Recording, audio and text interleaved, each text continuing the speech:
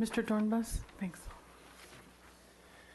Madam Mayor and City Council, thank you for letting us speak. When applying for an ADU, the applicant must sign a sworn statement that the location at which the ADU is proposed to be built is their principal place of residence.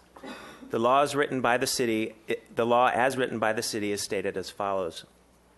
Quote, principal place of residence shall mean the place where the owner actually lives for the greater part of time, or the place where the owner remains when not called elsewhere for some special or temporary purpose, and to which the owner returns frequently and periodically as from work or vacation.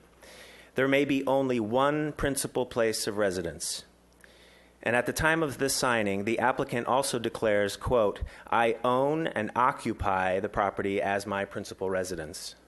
When the applicant and the applicant's family member signed the ADU covenant for 2919 Ariba Way, the applicant's family member was not residing there at that time. There were tenants renting 2919 who had been there for nearly 20 years.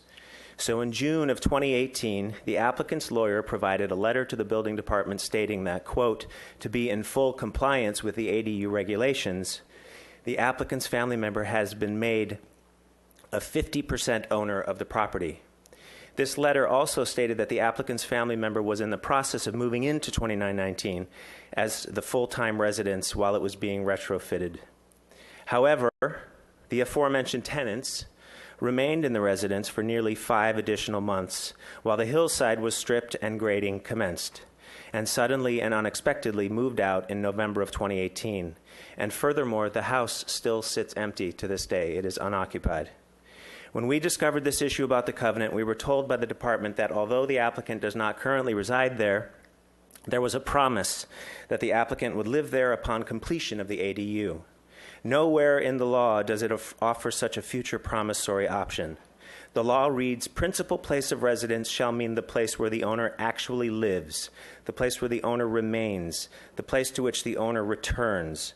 This law is written in the present tense, presumably with the understanding that once built, it is far more difficult to order it torn down if the promise is not kept by the applicant.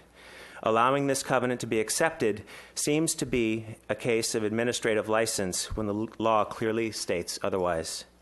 Laws exist so that all people are treated equally, so that there is a predictability of expectations and outcomes, so that favoritism and nepotism are kept at bay.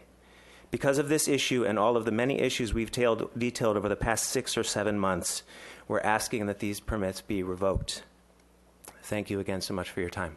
Thanks.